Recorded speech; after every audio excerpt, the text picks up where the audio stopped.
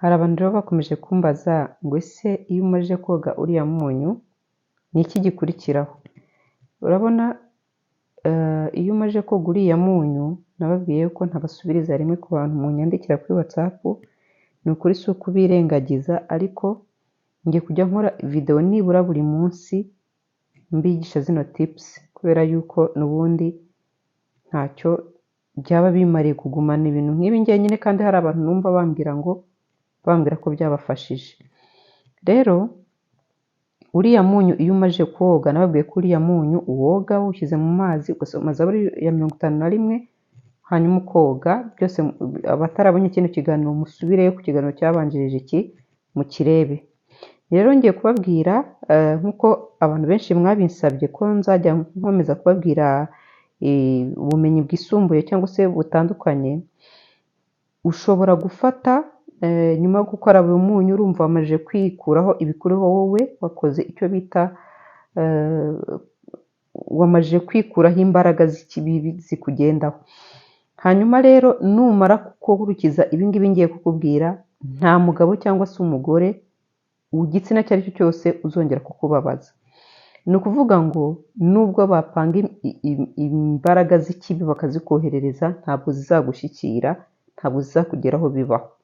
Bazagerageza barwane bahatane bagire gute ariko kubera ko wowe hari uburyo ki wirinze wagize gute hanyuma baruhira ubusa.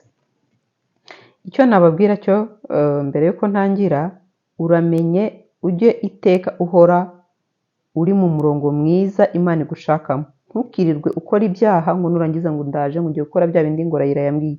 Nababwiye ko ibi bintu bisaba ngo ube umuntu uri clean cyangwa se umutima wawe wejeje n'ibyaha wakoze. Nta muntu utagira ibyaha kuko twese turi abanyabyaha, ariko saba Imana imbabazi iyeze. Zaburi ya 51 nababwiye ngo ni Zaburi uyisomye ni ukuri kandi ubikuye ku mutima waba wejejwe, kuko yo ubwayo irimo gusaba imbabazi, yarimo byose, irimo guca bugufi ugasaba Imana imbabazi. Rero si ngombwa ngo ujye uyisengeramo ngo ubigire nk'ari formule kuko nabyo si byo. Ujye uca bugufi bikuvuye ku mutima mu magambo yawe n'ururimi rwawe, usaba Imana imbabazi iti Imana mbabarira, aha nakosheje mbabarira, aha nacumuye mbabarira, kandi Imana izakugirira neza kandi izakubabarira. Umuntu uzi ko yakoresheje zino nama ngenda mbaha akabona ntibimukoreye, amenye ko niwe ufite ikibazo. Nababwiye kubanza ukikiranura urubanza rukuri imbere n'Imana, ubanza kurwikiranura kuko ibi ngibi ntabwo ari byo bigufasha. Imana niyo igufasha, ni nayo ishyiramo imbaraga zayo ikagufasha ikakubohora. Ubwo rero nimba wamaze kwibohora ukoresheje wa munyu kumwe nabibabwiye, utarabibonye subira kureba ikiganiro urebe uko babikora. Hanyuma ushobora gukoresha ibi bintu bibiri, hanyuma buri muntu uwo ari we wese utekereje kukugirira nabi ntibimuhire. Ushobora gufata tungurusumu. Uriya tungurusumu uriya mwuka wayo abantu benshi badakunda, uriya mwuka wayo uzengereza abadayimoni, uzengereza abazimu. Buriya nubona n'umuntu uri possessed wa wundi byavutuye biri gukubita hasi, hari abantu ubona babaye possessed kubera imyuka mibi muriho. Buriya umuhumekesherejeho cyangwa se ugatondana kara gatungurusumu ukakamunyuza ku zuru, ashobora guhita yongera akagarura senses ze, kubera ko ntabwo uriya mwuka ukorana n'abazimu. Uriya mwuka wa tungurusumu n'abadayimoni ni ibintu bibiri bidahura, ntibikorana, ntibibaho. Batinya uriya mwuka cyane, ntabwo sinavuga ko bawutinya, barawanga abazimu. Umwuka wa tungurusumu cyangwa se igitunguru, nibyo ngiye kubabwira ngo ibi bintu bibiri ushobora gukoresha, igitunguru cyangwa se tungurusumu. Ni ukuvuga ngo nufata tungurusumu yawe ukikura muri urabona kumwe kaba gafunze gutya, kumwe atari udutete nyine dutonoye, ntuzakoreshe udutete dutonoye. Ukigakura uri kwa kundi kiba kimeze nk'ikijumba ugatandukanyije n'utundi, utarakuraho kiriya gishishwa cy'inyuma, urayifata tungurusumu ukayisya muri blender. Ku bantu mudafite blender ushobora kuyisekura mu gasekuru keza, hanyuma warangiza ukayifata amazi yayo ukayashyira, umva uba wasekuye nyine. Ku bantu bakoresheje blender uba washyizemo amazi, ku ku bantu mwasekura ushobora gusekura gusa hanyuma ukaza kongeramo amazi nyuma, hanyuma ukongeramo n'umunyu. Ku bantu mwakoresheje blender uraburendinga, ukayiburendinga iri kumwe n'amazi n'umunyu icyarimwe. Umunyu please not this, umunyu ibyiza wakoresha sel de mer cyangwa sea salt cyangwa se umunyu wo mu nyanja umwe nababwiye. Utawufite ugakoresha usanzwe, kandi ntabwo ariko abantu batakozemo, please not this. Ibi bintu narabibabwiye ngo nimba ugiye gukoresha kwisetinga free cyangwa se kwikorera cleansing ukoresheje umunyu, koresha umunyu utarakozweho umuntu uwo ari we wese, ko nababwiye yuko uyu munyu buriya uri mu bintu bikurura imbaraga cyangwa se imbaraga z'ibintu ziri ku muntu runaka. Buri umuntu ntanaguha umunyu wabanje kuwucisha mu kiganza cye, ni bibi cyane kuko ujyanye imbaraga z'imyijima ye. Nimba ari imyijima umuzanye imbaraga zimuriho mbi z'ikibi, kandi hari n'abantu babikora babishaka, ibyo nabyo ni uburozi. Hari abantu babikora atari uko batabizi, ababizi azi ibyabakoze, ibintu abagukoreye ababizi. Ubwo rero pay attention. Ubwo rero ikindi, nimba ugiye gukoresha wa munyu usanzwe, irinde wa munyu abantu bafatafashemo, kanaka yawukozemo uvuga ngo hari ibyo yasizemo bye. Buri umunyu ni ikintu kibi cyane, pay attention mu bantu mukinisha umunyu, ntimukawukinisha umunyu, ni ikindi kindi. Buriya bibaye na byiza buri muntu yajya agira umunyu we akoresha, pana umwe ngo araje akorejemo ibitoki. Niyo mpamvu uri abakire usanga bafite akantu nyine hantu intoki zihurira n'umunyu. Naho bya bintu usanga umuntu ngo agiye kugira umunyu ufite mu gikombe, ugasanga umuntu ashoyemo ibitoki bye avanyemo. Biriya bintu aba arimo transferamo imbaraga z'ibintu mutazi. Hari abenshi babikora batabizi pe, abenshi bafatisha umunyu intoki ntabwo baba babizi, ariko si byiza. Ibi bintu mubimenye, sinzi abantu nimba bushize narabivuze, si byiza ko abantu bafatafata mu munyu abandi bantu bakoresha. Nuba uri mu kantu muwukoreshe nta muntu uwufasheho, cyangwa kwa kundi wasanze ngo mwawusutse ahantu muri kuwufatafataho ku gasahani n'urugero murya, kujya kubona ngo usigaye murongeye muwushubije mu wundi. Pay attention, ni bibi cyane. Uruvuga ngo buri wese uko yafasheho, nimba uri afite abazimu bo kwa Sekarondo abasizemo, nimba uri afite abazimu ugasanga muri guhererekanya imbaraga z'ibintu mutazi. Iki kiganiro nzagikora mu buryo bwacyo bwihariye kugira ngo abantu musobanukirwe kino kintu, ariko reka nze nikomereze. Nababwiye ngo nimba ufite umunyu usanzwe gusa, byaba byiza uramutse ufite uyu munyu wa sea salt cyangwa se umunyu w'ingeri, uko nabibasobanuriye, cyangwa se umunyu wo mu nyanja. Ufite amazina nyine, urumva n'amazina ahindagurika bitewe n'ururimi ubivuzemo, cyangwa sel de mer ku bakoresha igifaransa, ku bakoresha icyongereza ni sea salt, ku bakoresha ikinyarwanda ni umunyu w'ingeri niko numva ngo bawita, cyangwa se umunyu wo mu nyanja.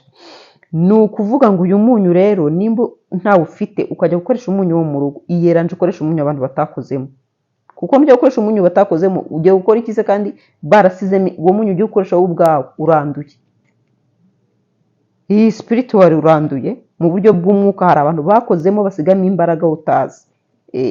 Hanyuma ubukoreshe, ariko icyiza please icyiza, kuko ngiye murambwiza abantu kuri uyu munyu usanzwe, uyu munyu waraciye mu ruganda. Erega uyu wo mu nyanja nawo nta utandukaniye n'uyu, ni imwe, ahubwo uyu wundi nuko uba waraciye mu nganda. Rero hari yandi mpano uzabongeramo, ntabwo uba ukiri umwimerere. Niyo mpamvu mubwira ngo bibaye byiza washaka umunyu, uriya munyu biba ari ibibuye nyine binini, niyo ugijugunye mu mazi urategereza kigashonga, cyangwa washaka ukabanza ukagisya wowe ubwawe, ariko ukagisyera ahantu kitagomba guhura n'ibindi bintu, kugira ngo ukoreshe ari wowe ubwawe w'umwimerere. Hanyuma rero wamara kuwufata, ni ukuvuga ngo wafashe tungurusumu ukayisya, wamara kuyisya ukayisyana na ntuza, nimba wakoresheje blender uyisyana n'umunyu n'amazi, hanyuma ukayungura ugakoramo ji. Uvuga ngo ukuramo ibikatsi si ngombwa, ugakoramo ji ugatereka ahantu amasaha 28. Ubitereka ahantu amasaha 28. Igitunguru nacyo ntabwo ukuraho biriya bishishwa by'inyuma, yaba ari garlic cyangwa se tungurusumu, ntabwo ukuraho biriya bintu biza by'inyuma, kiriya gishishwa cy'inyuma nyine ibiriho ngo ukuremo agatima gusa. Oya, kiriya gishishwa nacyo urabisyana. N'ibitunguru nabyo nuko biriya bishishwa by'inyuma nubwo byaba cyumye wibikuraho, birekereho nabyo bisyana, ugikatagure mu doto kugira ngo muri blender gisyeke neza, cyangwa ugiye kugisekura ahantu wizebona heza kitari bwivange n'ibindi bintu, ugikatagure nurangiza ugire gute ugisye, ugisyane nacyo n'umunyu n'amazi, nayo nurangiza kubisya uyungurure ubitereke ahantu amasaha 28. Nyuma rero y'amasaha 28 ufata wa mutobe wayunguriye, haba mu gitunguru cyangwa haba muri tungurusumu. Please munyumve neza, natanze urugero rw'ibintu bibiri, ariko ibi bintu bibiri ntibisobanura ko ubikoreshereza icyarimwe. Ushobora kuba wahitamo gukoresha tungurusumu, ni nayo iri strong, ni nayo ikomeye cyane kuko uriya mwuka abantu urabazengeza abazimu koko. Cyangwa se ugahitamo gukoresha igitunguru kuko hari abantu badashobora kubona iyi tungurusumu. Uguhitamo ikintu kimwe, ntabwo bivanga byose. Nimba ari igitunguru wakoze kuri yana bibasobanuriye, ufata wa mutobe wacyo ukawusuka mu mazi ugiye koga, ukayoga uhereye mu mutwe kugera ku birenge, cyangwa se washaka yamazi ukayoga yonyine cyangwa se ukayisiga yonyine. Not this. Ntuzakoresha isabune uri koga ayo mazi, ntuzanihanagure umajije koga, reka akumireho. Yaba ari amazi, umutobe w'igitunguru nimba ari wo wahisemo gukoresha, woge wonyine, ntukoreshe isabune, ntukoreshe n'icyangwe. Nimba ari tungurusumu nabyo bigende gutyo. Hanyuma rero amahirwe masa, reka mbashimire. Buri munsi ndabasezeranyije ndajya mbashyiramo akantu kamwe kamwe. Reka rero duhure muri video ikurikira, nakagaruka. Bye.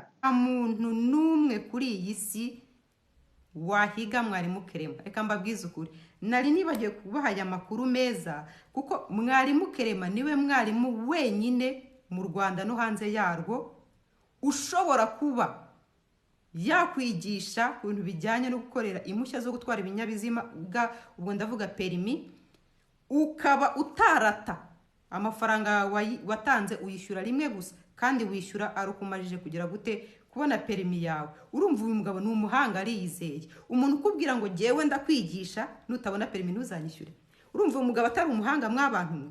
Reka mbabwire, kwiga kwa mwarimu Clement ni gukora booking, kubera ko ntago ajya yakira abanyeshuri benshi bazamugora kugira ngo agenda bigishe igihe gito cyangwa se abigishe nabi bazatsindwe.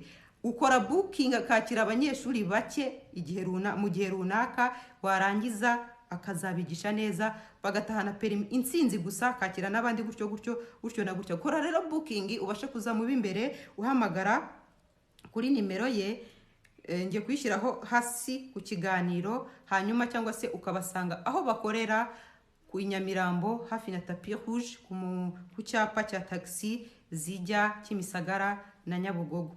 Rero uyu mugabo ni umuhanga cyane, ni inararibonye mu bikorwa bye byo kwigisha gukorera impushya zo gutwara ibinyabiziga, ni nyambere cyane. Mwarimu Clement hejuru cyane, hejuru cyane, hejuru cyane. Reka rero tumugane kugira ngo tutakomeza gutsindwa, komeza gutanga amafaranga ya buri munsi. Umunsi watanze amafaranga uratsinzwe, ejo ugiye handi uratanze uratsinzwe. Ibi bintu bitesha n'umuntu umutwe akumva aranabihaze.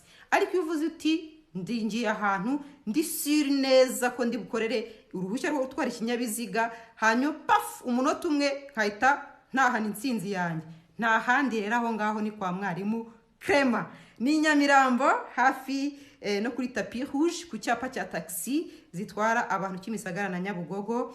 Hanyuma ukaba wabagana ugakora booking, nawe ukiga mu b'imbere mu gihe gito cyane, ukabutahanye agapapuro kawe. Nanjye mvuze ngo agapapuro n'agakarita we. Ni muri gahunda ya tunga perimi munyarwanda, nta handi wayisanga, ni kwa mwarimu Clement niho honyine. Ese bagabo, muzagezaho mwihanganira bimwe mu bibazo birimo kurangiza vuba, gucika intege mu gihe cyo gutera akabariro, kubura ubushake mu gihe cyo gutera akabariro, ndetse n'ibindi bibazo byaturutse ku ngaruka zo kwikinisha. Duhamagare kuri 0788 35 96 91 tugufashe gushyira ku iherezo ibyo bibazo byose. Namwe mwabadamu mwe mufite ikibazo cy'amavangingo ndetse n'ama infection, mwaduhamagara tukabafasha gukemura ibyo bibazo byose. Muhaye ikaze.